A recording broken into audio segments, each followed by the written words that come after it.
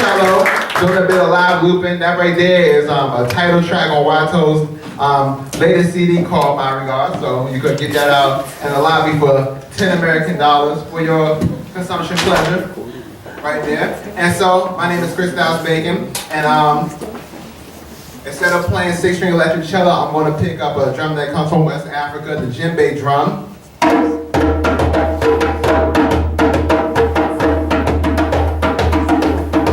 But I'm not from West Africa, I'm from Southeast DC. So I gotta play a little bit of native Southeast, native DC rhythms, which is go-go. So go-go music is like a cousin of funk music, right? So now, I'm gonna do a song right here that's unfortunately based on a true story. How many of y'all know what a bowl cut is? Show of hands. So, for those that don't know, you have lived a charmed life, my friends. So a bowl cut is an awful haircut that you wouldn't want for any of your loved ones, my friend. And so, my mom raised me, my older brother, and my younger sister, and so she had to do everything herself. As a result, we were constant bowl cut recipients, my brother and I. My mom, she could do some hair. She'd have you looking nice if you was a lady. If you was a girl, she'd have you braided up, cornrows, baby hair gelled up. Looking good, right? But if you were like me and my brother, she didn't know what she was doing with our hair, so she went to the Family Dollar store, got some extremely cheap set of clippers, and she would cut our hair on a monthly basis. And we always knew when it was time for us to get our hair cut because we lived across the street from our elementary school. When you dap up all your friends after school lets out, you look across the street where we lived and you'll see a chair in the front yard. She'll sit you down there and you'll get your hair cut in front of everybody. It was like public beheadings. Right there.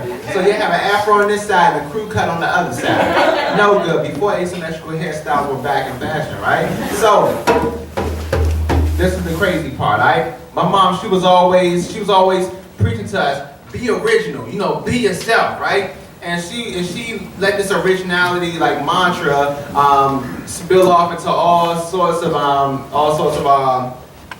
physical appearance, right? So me, my brother, she'd dress us up as twins.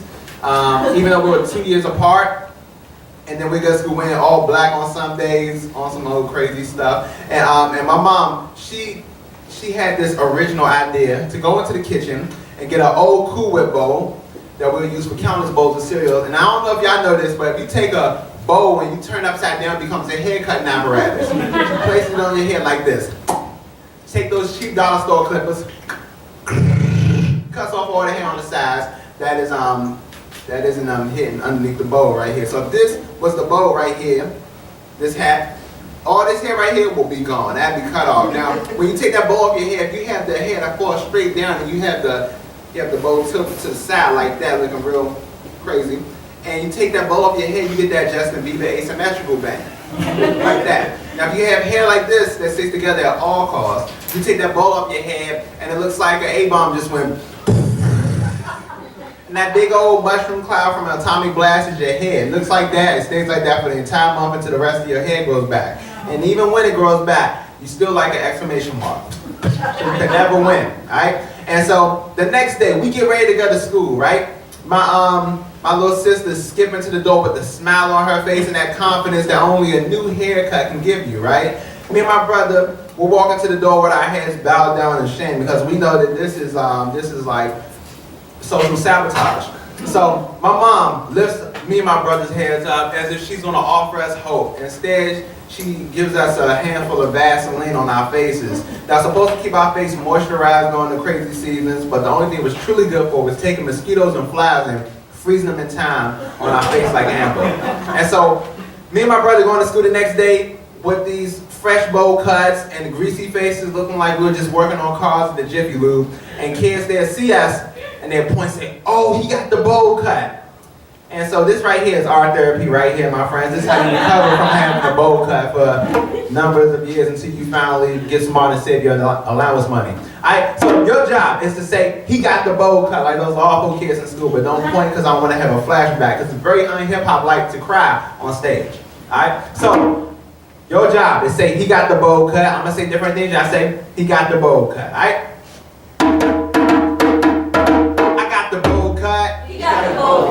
Or when the cash is low, you got a bowl cut. And your pops ain't home, you got a bowl cut. I got the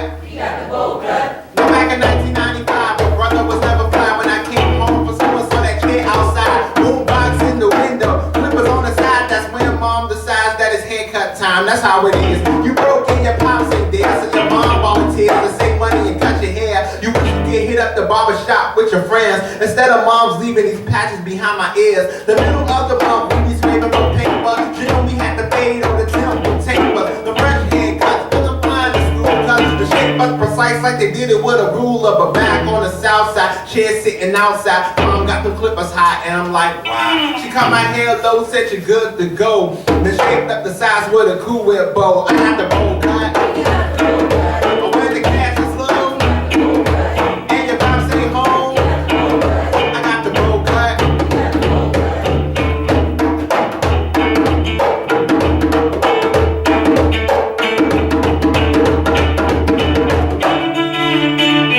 I went to school the next day and people thought I went bald. Then they took my head off. Then it was like, yo, looking like Toad from Mario Kart. My neck cold. I laced it with some Miracle Grow. Now everybody got jokes in my school. There be hope. Fellas do the most, smack your head, then they ghost. Girls see your hair, then they laugh or they bow. Teachers put you on a spot, then you get roast. I don't even say nothing. I just fade to the back, rocking all black like the techies in between the acts. But when I got home, it's like a whole nother world. My mom said, bet you was getting them girls. Yeah, getting them girls to laugh when I step in their path. I wish I could put my entire head in the cast. My mom said, Chris, you shouldn't worry about that. Man, I'm eating vegetables until my head grow back. I got the cold cut. When the cash is low, moms ain't feeling the pro. I got the bowl cut. Now, I said I got the bowl cut.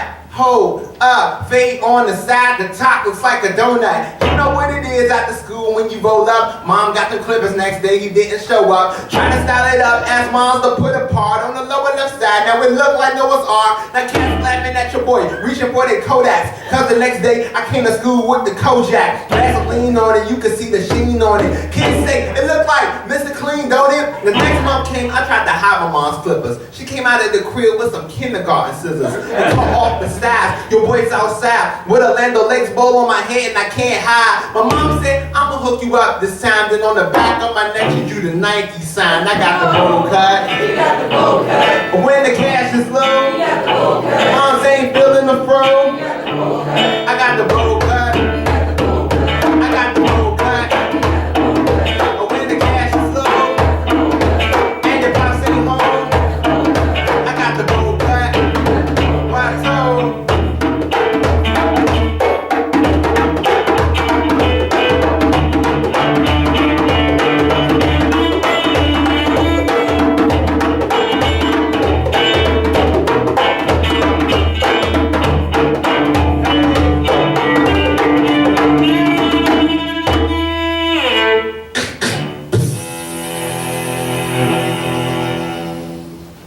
Thank you very much.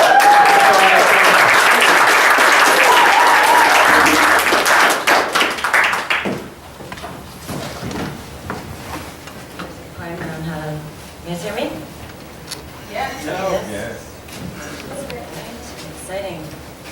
I can't see you all, but I know you all, and you're all fantastic, and I'm so excited that you're here.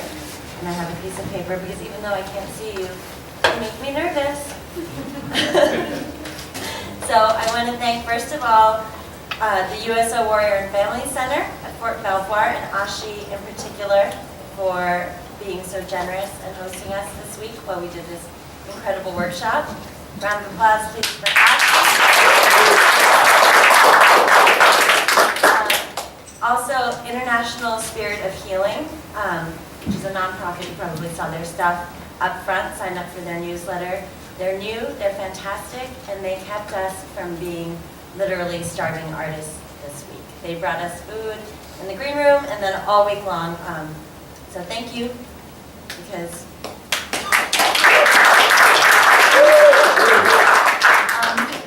I also want to thank Workhouse for being so super easy to work with. Brett and Joey, it was literally like 2 emails done. That's always a pleasure to do work that way. So thank you. And for all your help and being flexible. You know, when we say we're going to do a show after a week-long workshop, it's literally, I don't know how long it's going to be. I don't know what's going to be in the show. I can tell you it's going to be amazing. And that's really all I can tell you. I don't know what we're going to need, nothing. And so it's great to work with people who are like, oh yeah, it sounds great. So, thank you. I also want to thank, of course, all of my colleagues that referred the patients, cleared them, support us as we do this work. And most of all, my colleague Jessica Shipman, without whom we wouldn't have chapbooks, we wouldn't have newsletter. Y'all get that newsletter. It is amazing. That's Jessica. She's up front. She doesn't like public speaking, so she'll be doing the open mic to get over that. I want to talk a little bit about what we did this week. Mo will talk about it more, but I believe really strongly in the relationship between art and healing, and particularly writing and healing. A lot of you have heard this spiel a lot of times, but when you write about the things that you're struggling with, not just the sit-rep version of the this happened and this happened and this happened, and not just the emotional sort of abstraction where you're hiding from the specifics, but when you merge the two into a cohesive narrative, you begin to understand it and you begin to feel better. But you can also feel a little worse when you first confront these things. And what's beautiful about what we did this week, working in a group with people who are at different points in the trajectory, you'll meet Robert, who's a Vietnam veteran, and you'll meet people who are still active duty, all sharing their point of view and how they're dealing with it and holding each other up when things got rough. So it was an incredible week to witness all of that and the courage that it takes to reach into yourself and take those negative experiences, turn them into art, and use them as points upon which you pivot and turn your life into something more than maybe a few months ago you thought it could be. That takes a lot of courage. And the veterans and service members that you're going to see up on stage today came 100%. Even on the snow day, we had a thread called Teleconference in Footy Pajamas that I was so happy to see continued to be the one thread that we all responded to. But we did a teleconference. Is everyone okay? I didn't mean to shock you with the footy pajamas. Whoever fell back there, sorry about that. Footy pajamas not a thing anymore. Even with the snow day, which isn't ideal, it's nice for us all to be together throughout the week. We still made it work. The artists that we work with, of course, are generous, super talented, and collaborated with their hearts wide open. And I don't even know what we're going to see, honestly. I still don't know, but it's going to be amazing. And so now I'm going to turn it over to a woman that I'm so proud to call a friend, who led us through this week.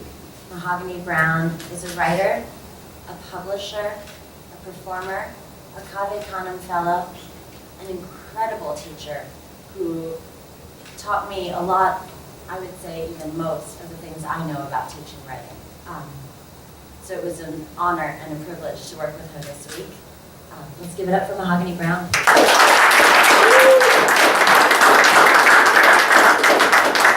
Do a quick mic check. Okay, so everybody stay on the mic like this so we can hear you in the back. Cool?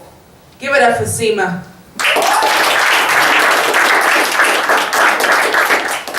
And this is my mic. This is my Vanna White mic. So I can do this. Give it up for your performers and our musicians. I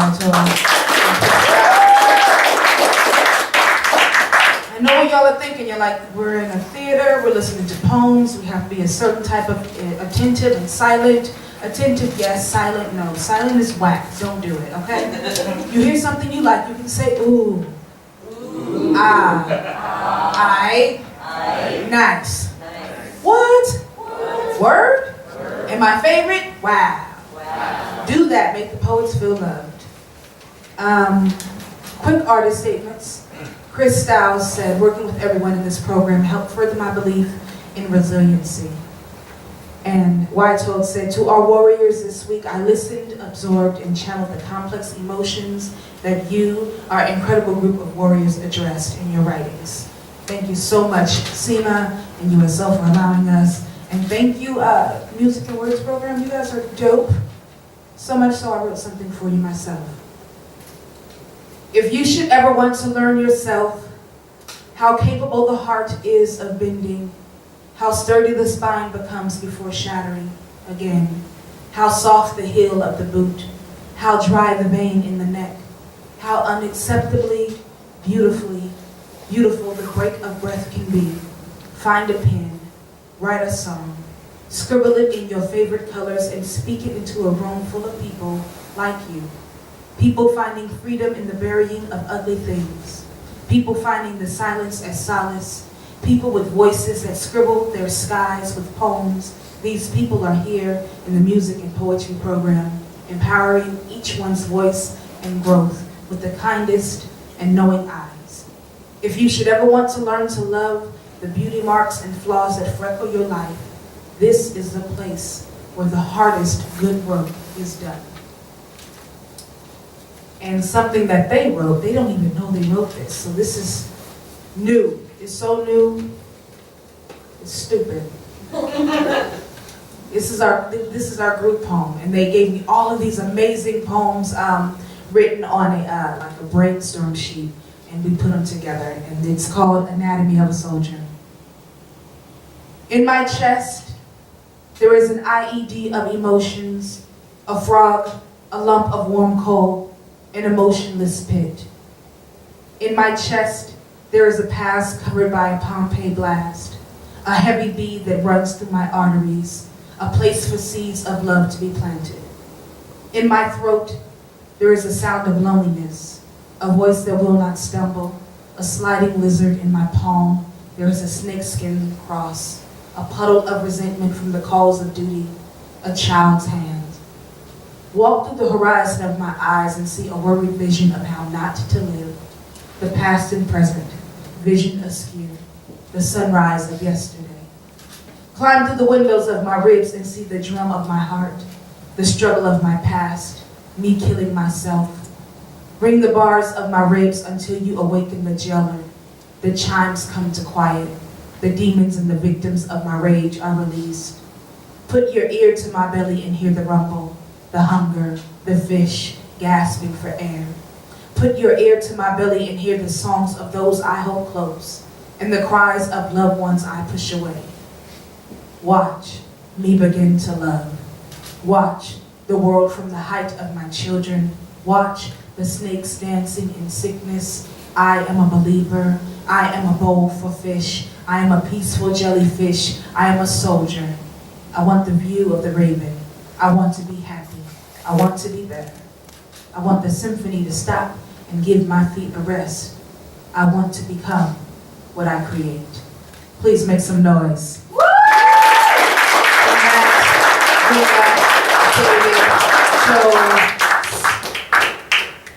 Joe, and Matt. I said Matt, Joe, David. I said everybody?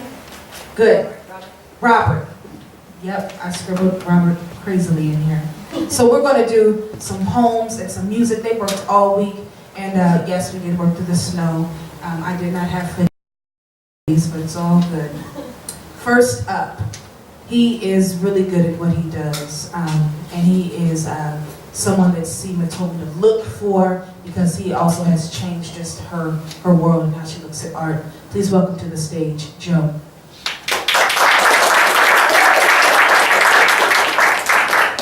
Changing people, now I don't know what to say.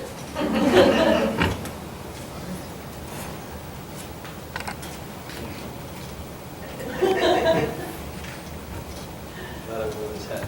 Actually, pretty good.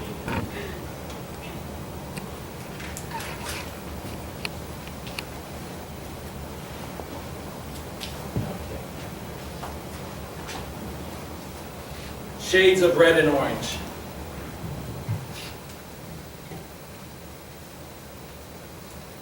The light of campfire, a monarch's wings, a Thanksgiving cornucopia, autumn leaves of maples and oaks, crimson lips, pumpkin rolls as soft as they look, the colors the earth turns before it sleeps. Burnt sienna, an opaque mustard and ketchup tapestry, the color of a campfire, warming the earth while it sleeps. Light glistens off the orange beak of a mallard flying south to escape its cold.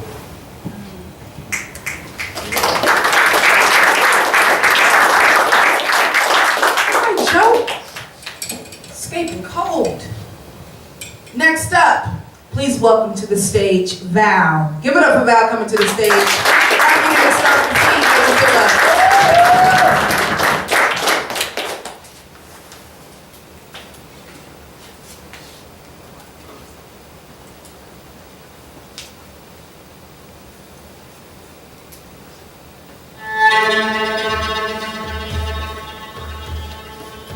I am a coward. My knees are shaking. Failure is familiar to me. Fear whispers is guaranteed. Run, boy, run. The thoughts turn into monsters scream. I am a coward. My stomach churns. Unworthiness is my plague, and its gift shame. Run, boy, run. The feelings turn into beast scream. I am a coward. My hands drip with sweat. Run, boy, run. The monsters and beasts scream as they move forward to consume what's left. A decision is made. I do run forward into a clash with monsters and beasts. Wow.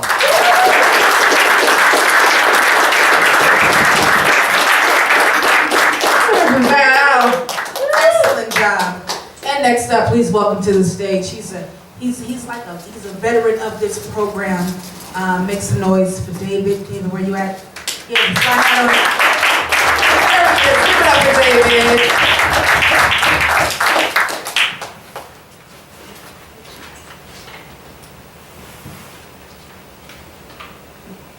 Good afternoon. This piece is titled Retirement. Frustrated, hopeless, clueless, confused, out of control, anger. Ah! Wow. Anxiety, baby, trapped, many directions, job, unsure, post-traumatic stress disorder, medication, pain, outlet, silent cry, tears, pride. Wow. How? Stay focused, will to try. Savings, thankful, prayer. Wow.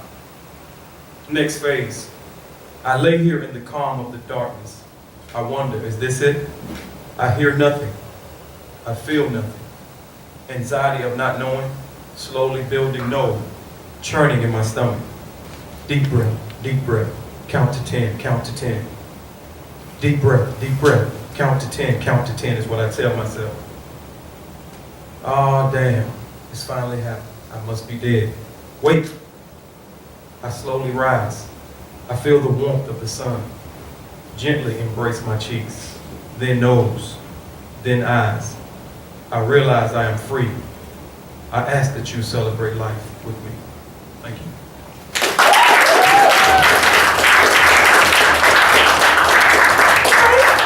There were some performative techniques in there. Started screaming. Wow.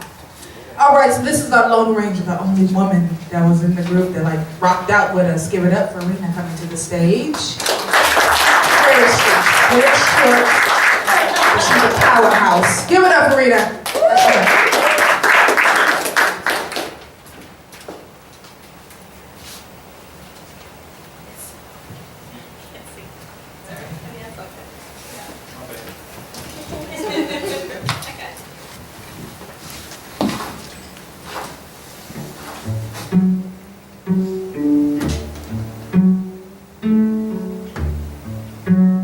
Praise the gods of the normal people, those who still sleep at night, their dogs soundly curled at the foot of their beds, tucked in the flannel pajamas in the comforts of their home, while others sleep in the cold, in cots, in scarcity.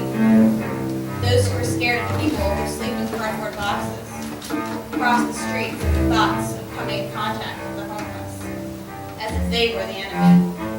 Those who think, like in fairy tales, that evil can fly on broomsticks, cast spells, hand shiny red apples to children, that evil looks in a certain way, marked and branded. pray to their God because they don't have a clue. That those who feel entitled for a sense of safety in their pocketbooks, that walk around in high heels and patent leather purses. Those who have not witnessed war don't know what the world is really like today. Then there are those of us that have been there, those who just care about the minimums. Be happy to have a water bottle, a pillow, phone, maybe an alarm clock, a simple book, a ceiling fan for a luxury, and a cherished photo of home. We don't plan great fishing trips or bear hunt to search out adventure, but for adventure, it has hit us smack in the face. And now we can wonder at the little things in life. A hug from a child, something warm to drink, another sunrise. We have just seen a little too much of this world, and now we are just left trying to figure it out and fit into normal.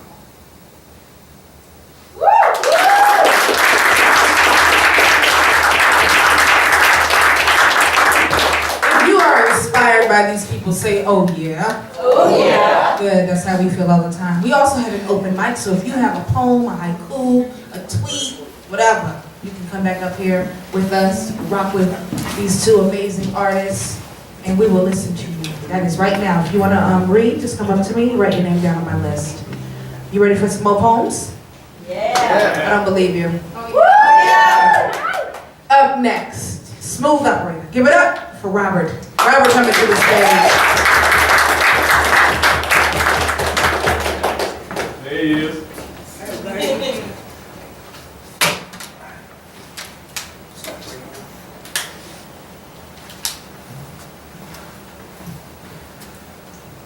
This comes up? Oh. Thank you for following me, huh? My name's Robert, I'm a Vietnam vet. And maybe later on in the mic I'll do something more appropriate for that particular war. But right now I'd like to do this one called She. She lays there, sleeping, lean, long, late, soft, and beautiful. His gaze is fixed on her. She is everything he ever wanted. He is proud of her. He is proud of himself because he has her. He beams when he introduces her. She is grace. She is charm. She is smart. She is magnetic. Because of her, he is confident. Because of her, he is glad he is he. She is the love of his life. But time has its weight of love.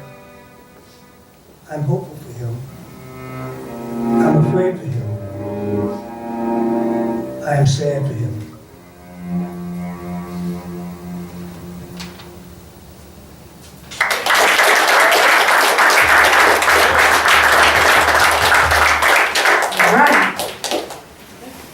Up next, please welcome to the stage, Matt.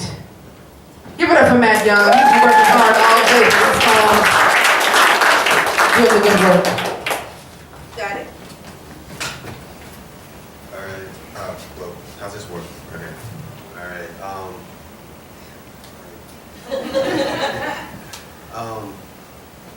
so I've been told a few things by the, people who've been picking at my brain, and they said to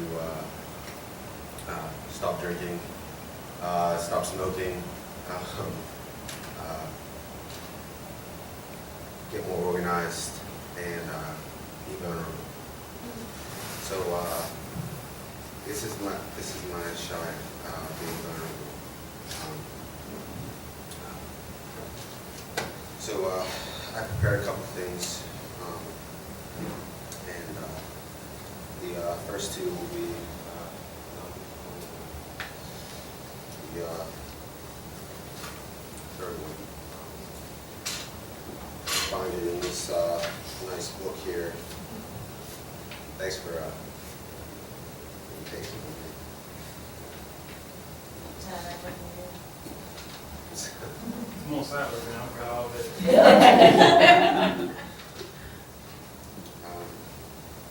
Man, anything wrong? Okay. Who comes to, a thing to read their poetry and forgets to bring their,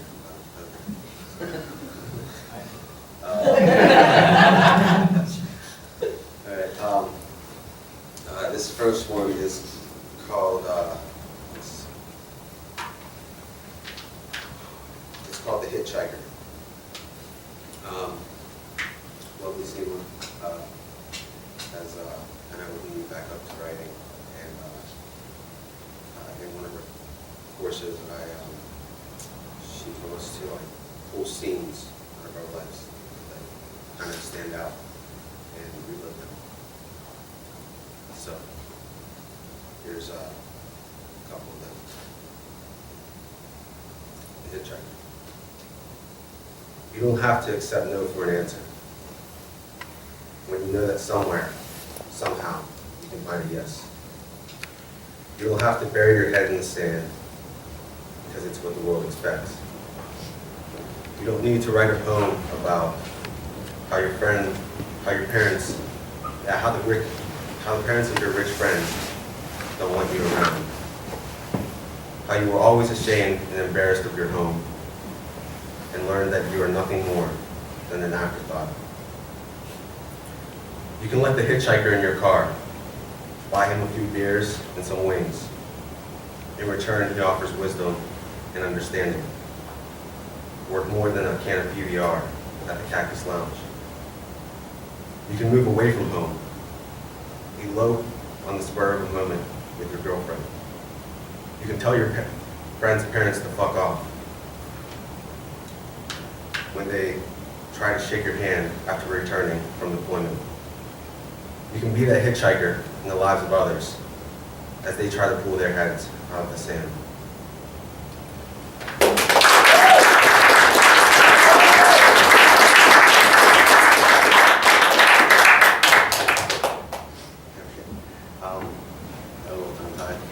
That's my first ever reading in front of kids.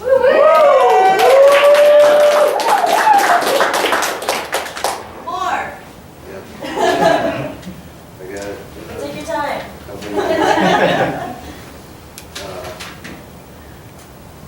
Trying to find it. Man, that makes me confused with this one. Put that book together, man. Hate that guy. Okay, here we go. This next one was also a direction from Lucina.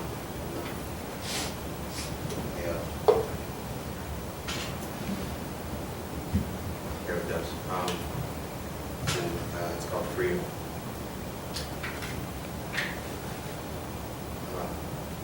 Brand new, shiny red Jeep. My brother pulled up with the top down and no doors. I felt special. First person in the passenger seat. Looking out the side as if the world were standing still. Bob Seger's Roll Me Away is blasting from the tape deck. The wind blows through my hair. Time stands still. Freedom. Dark alleys, street lights, and a beer in my lap. On the run from overbearing parents. In their eyes, we are still children. 3 a.m., lost in the city far away. I lay back in the passenger seat of my beat-up Dodge Neon, relaxed and laughing. Goo Goo Doll's name plays through the radio. Friends passed out, drunk in the back. I stick my hand out the window and feel the cool breeze flowing through my fingertips. Time stands still. Freedom. Orange, red, brown, and green. Left hand on the wheel and the other resting on her thigh. Driving south through the mountains. I say something. She smiles. Places her hand on mine and rolls on her window. I drive faster. The smell of fall overwhelms my senses. faster.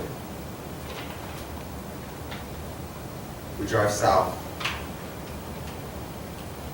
We drive south.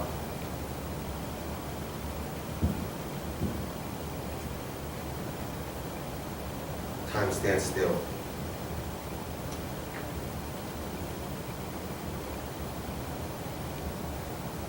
Black crows.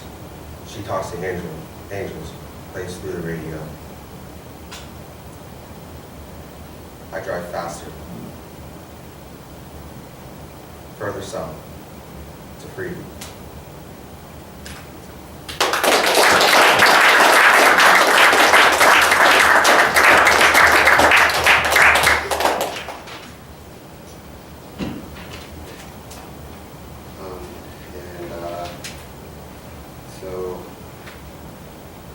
The last part of my poem that was kind of cut off, so I didn't remember it.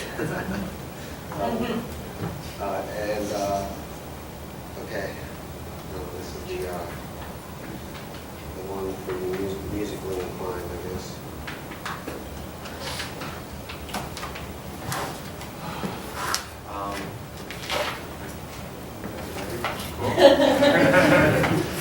We got all that.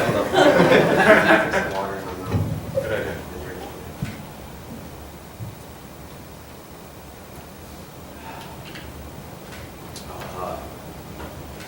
Stop.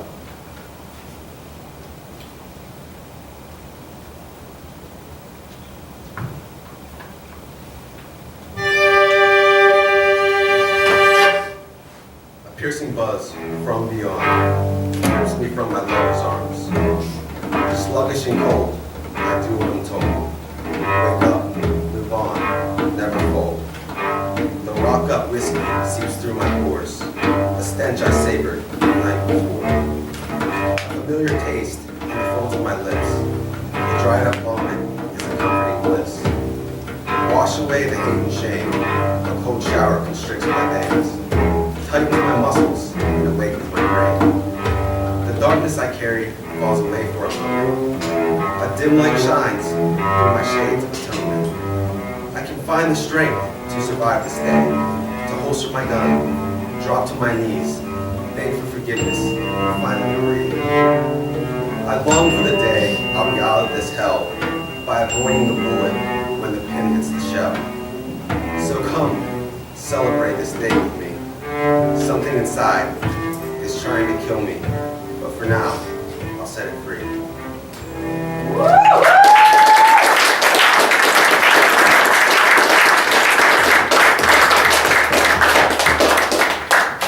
Thank you. Yeah, man. Give it up for Matt, y'all. Please stop, please stop.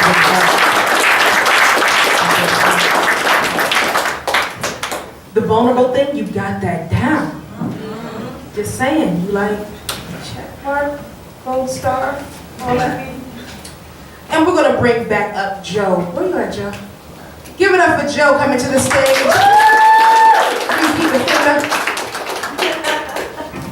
Is that a hat joke? Alright, so, my name is Joe, I'm back up here again. I didn't want to, really didn't know how to follow up that introduction earlier, it kind of caught me off guard. But, I'm an Afghan veteran and a single father, and this next piece talks to both of those things.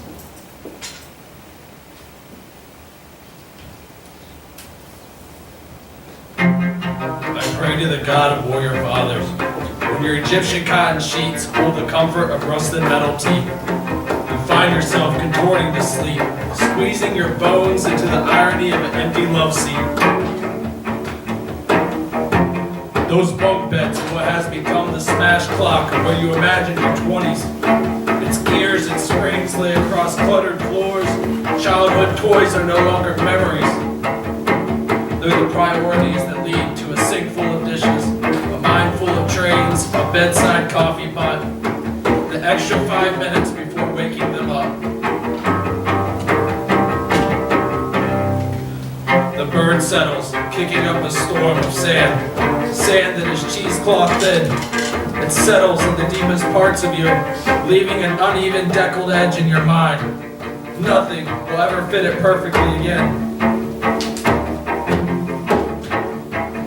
They've been gone for some years. These dog-eared pages are their ghosts. The worn-out shoes you won't let go of.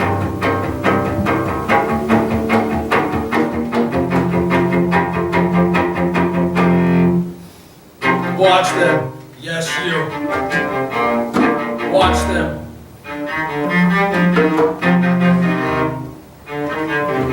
Mind reloading images like your gas-operated, belt-fed, air-cooled, fully automatic crew-served weapon.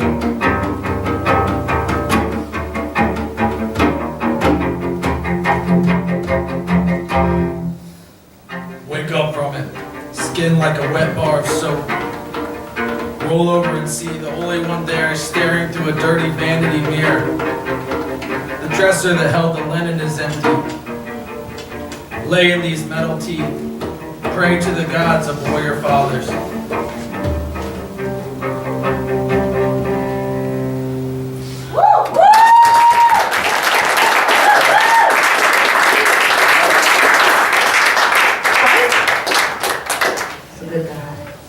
All right, and one more poem, repeat offender as well. Make some noise for David coming back to the stage.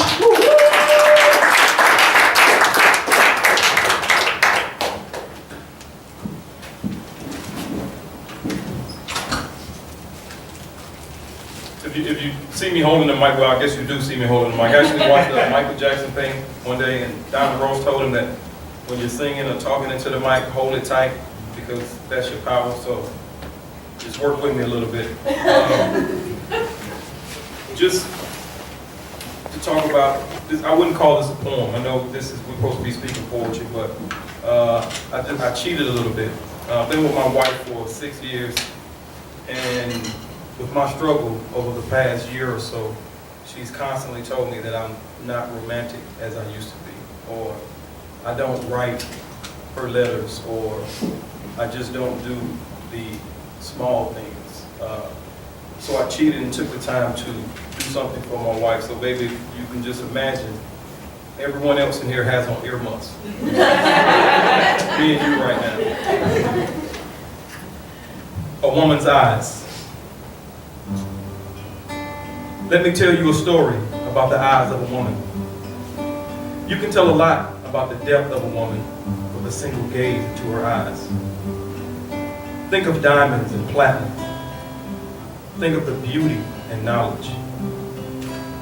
Just one look into the eyes of this woman, I enjoy the hunt. Searching through her soul, her eyes emotionless. Who are you? What do you want out of life? Are you a loving person?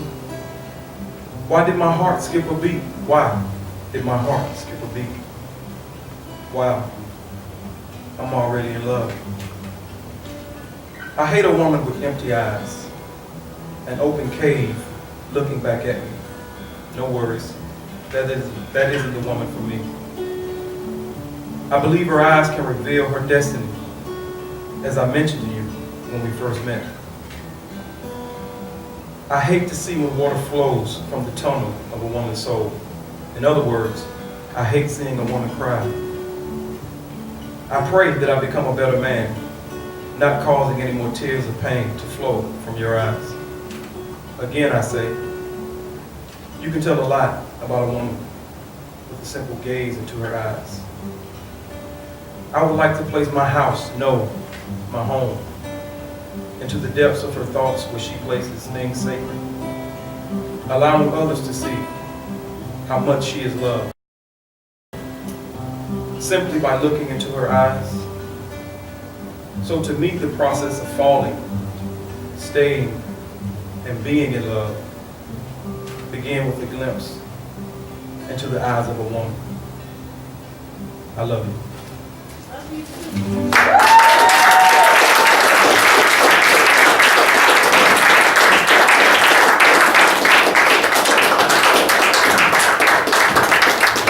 I was supposed to be on stage. I was watching her. Oh, that was great. Were you surprised? And congratulations. All right. And that's why I wasn't bothering you about the food. She makes amazing food, people. You should know that. But they're expecting, and you know. Woo!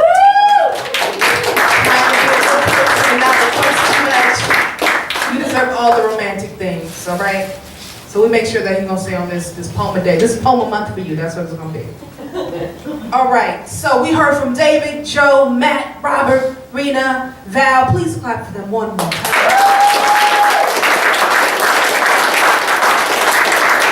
And we're gonna open up our open mic after I do a poem with the fellas. Is that cool? Yeah? Okay. I'm gonna go over there. I'm gonna go to the artist podium. So.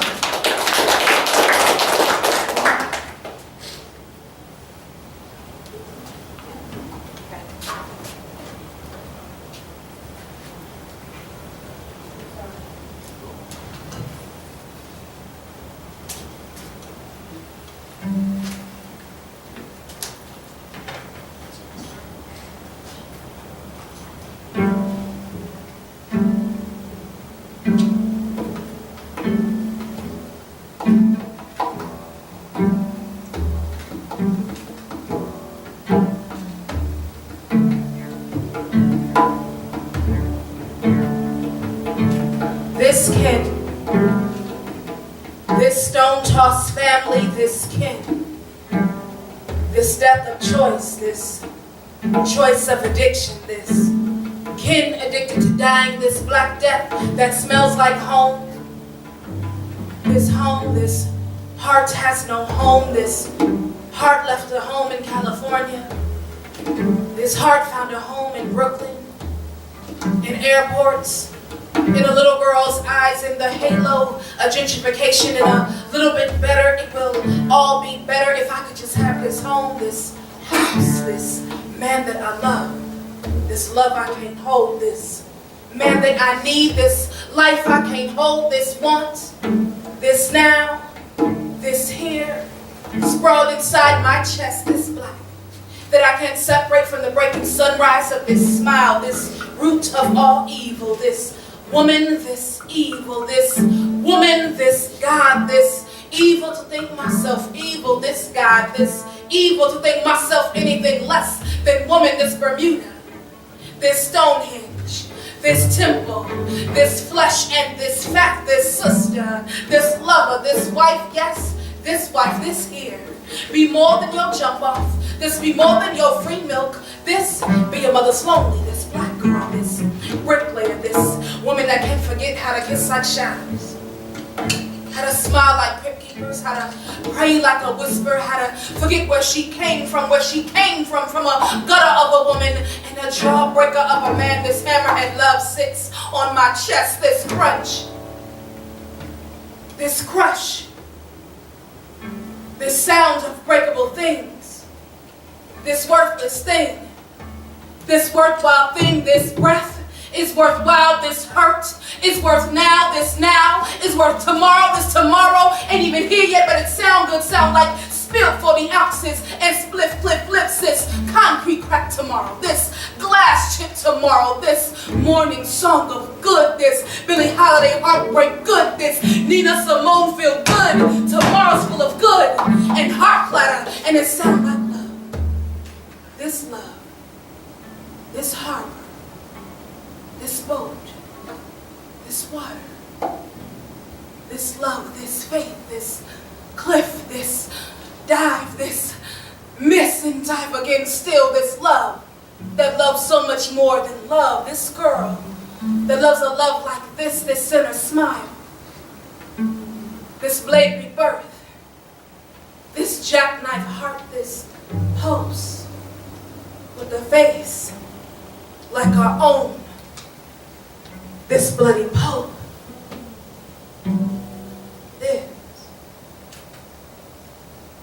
this, thank you.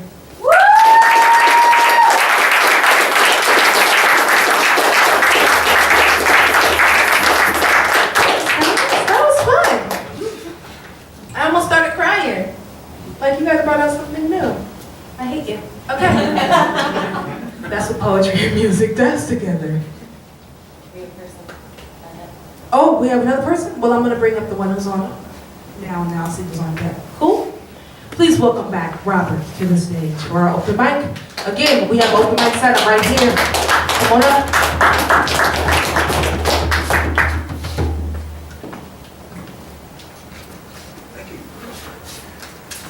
As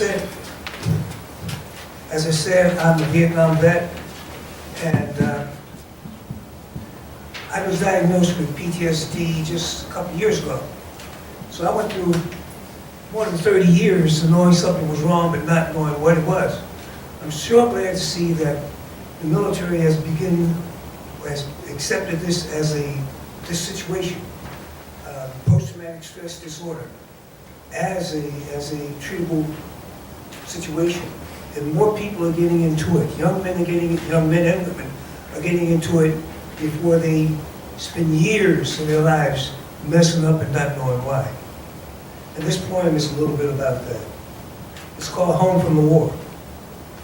I sat on the edge of my bed, braced for the attack that never comes.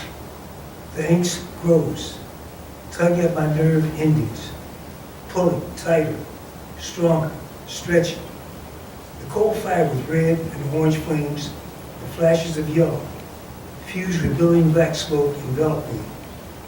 I give into the madness and do something reckless. It billows, it thunders, and it peaks, then collapses into troubled heaps around me. The release, the calm, the near peace. It is there and I am here, away from it from now, free until it takes me again. Now, I deal with the aftermath and the time in between.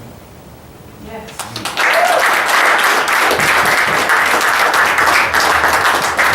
Thank you, Robert.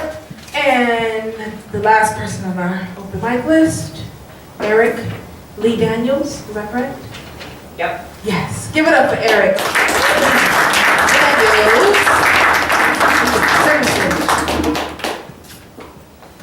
It is bright.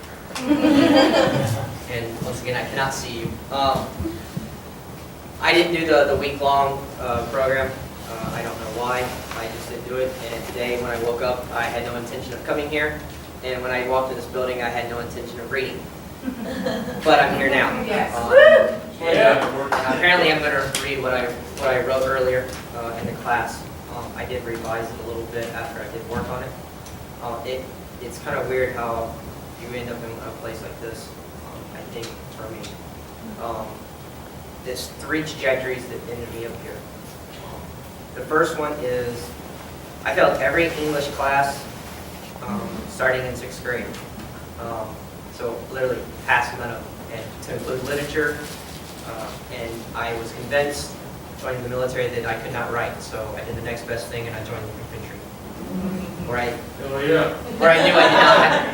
did not have to write. All I had to do was, pull the trigger. That was easy. That was the first trajectory that landed me here. The second one is May 27th, 2010. I was in a convoy and hit an IED, 80 pounds, that blew up under my seat. I was lucky.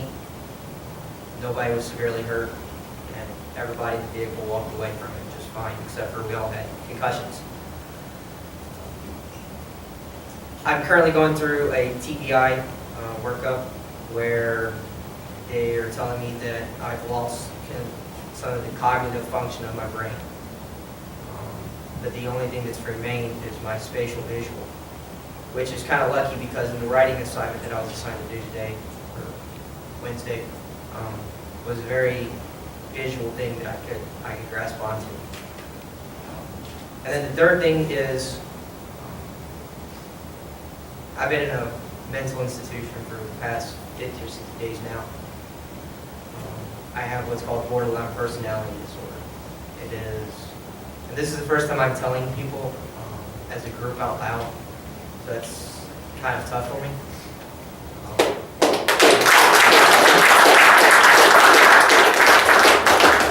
In short, it's a lack of identity. It's not like multiple personality where you have multiple personalities. You have no identity. So I'm trying to find meaning, and I'm trying to find myself, and I hope I can do it in this writing that I've done.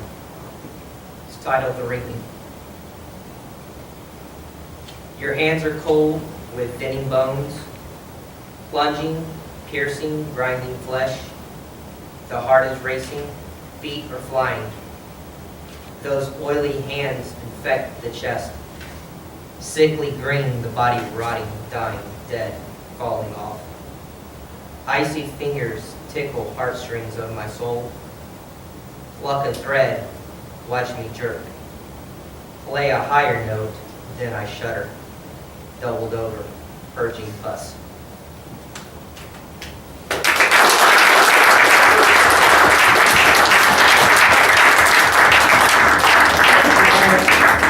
And welcome.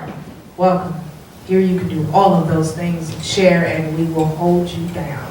Let's bring up the woman who made all of this possible. She not only, this is the brainchild, this is her brainchild, this is her baby, but she also leaves a home to create another home for artists and people in the community and our soldiers, and make a whole new community and family. We're very grateful for her. Please welcome to the stage, Seema Rezan.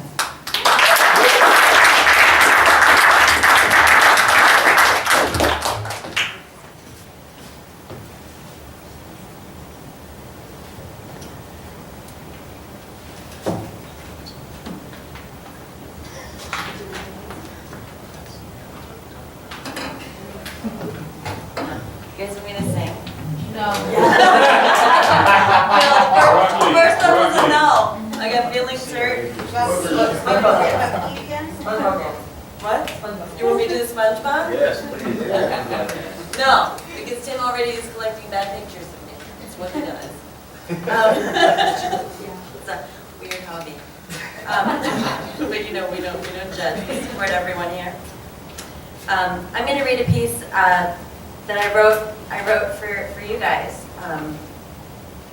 about my work. Yeah, and it's, if you haven't grabbed a chapbook, grab one on your way out. It's for you to read and share and pass to another maybe veteran that isn't here tonight, but might get something out of the words that we're sharing in the honesty. Here we go. Should Michael Jackson it, David? Yep. Yeah? All right.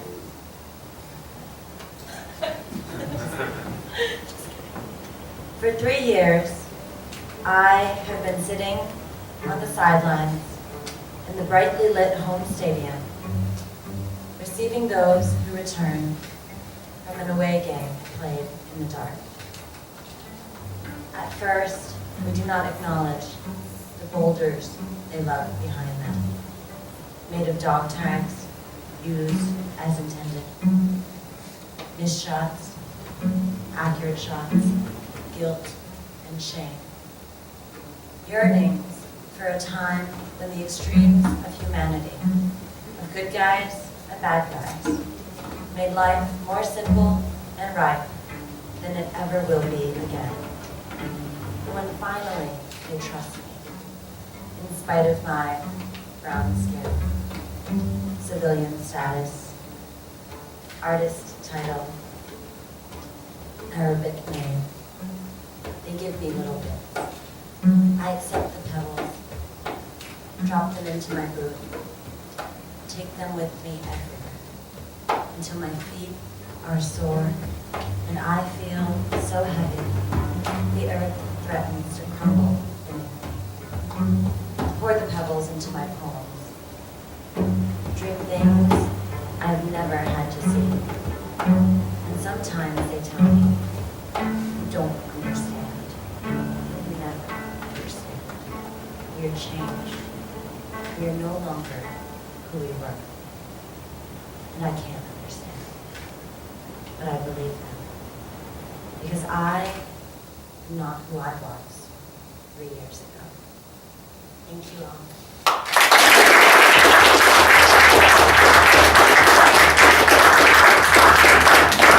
Give it up for Seema. Everybody say ooh. Ooh. This cover was drawn by our very own Val. Give it up for Val. He did it right before our eyes. It was amazing. So make sure you grab one of these. They're out in the hall. You want to talk about the table in the hall as well? So there's a table in the hall. There's 2 tables in the hall. There's one for International Spirit of Healing. You can sign up for their newsletter, get some information about them. And the other is for Combat Paper New Jersey. They have a table out there for our next week-long workshop, which will take place the week of January 6th at Pyramid Atlantic in Silver Spring. It will be amazing. Y'all doubt it, then you come because I make you, and then you're like, oh shoot. I was gonna say something else. I was like, I don't know who's Radio out there. edit, son. That's what we do. Right. And then you're like, man, I wish I listened to Simo more. So sign up. So sign up. What? Listen now. Just listen now. Then we won't have to go through this whole thing where I drag you, pretend we're going for coffee, take you to a workshop. Just sign up, show up. It'll be amazing. January 6th, and then the week of January 20th, it'll be somewhere closer to Fort Belvoir. Reserve your spot now because I'm gonna start dragging people. I can attest to that. Who can attest to that? Clap your hands if you can attest to me dragging people. It's real. It's real. So let's clap for some of those who were drunk here. Bring back Joe, Val, Robert. Thank you, and Matt.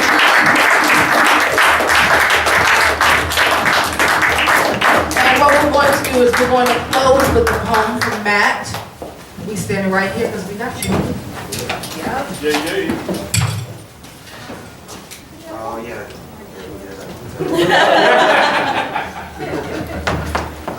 And Risa. And nobody wants me to sing still? This is the first.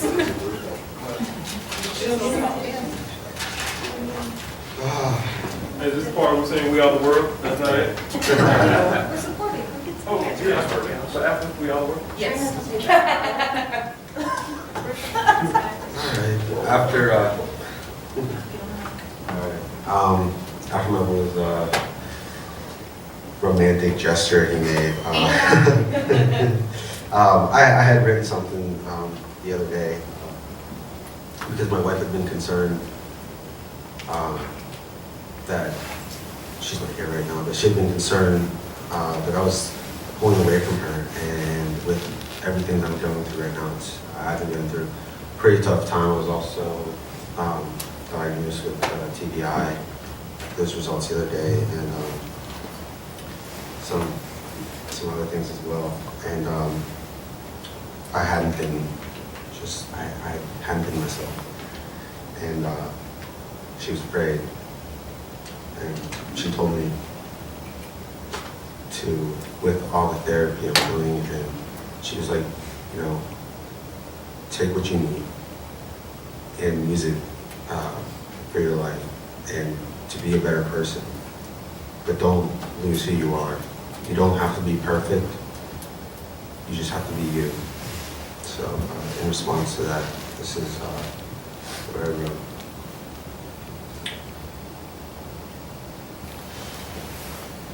The end is coming soon. There are two paths to follow. Look for one to guide you. There is nothing to fear. She will always be here. When you find you are alone, look to the past and present to guide you to tomorrow. She will always be there. Find the courage. It comes from within. Don't fear what you don't know. Don't let yourself wallow. She will always be here. Don't hide who you are. Let your flaws shine. Show your true self. And it will draw her near, which is why she will always be here. That's it.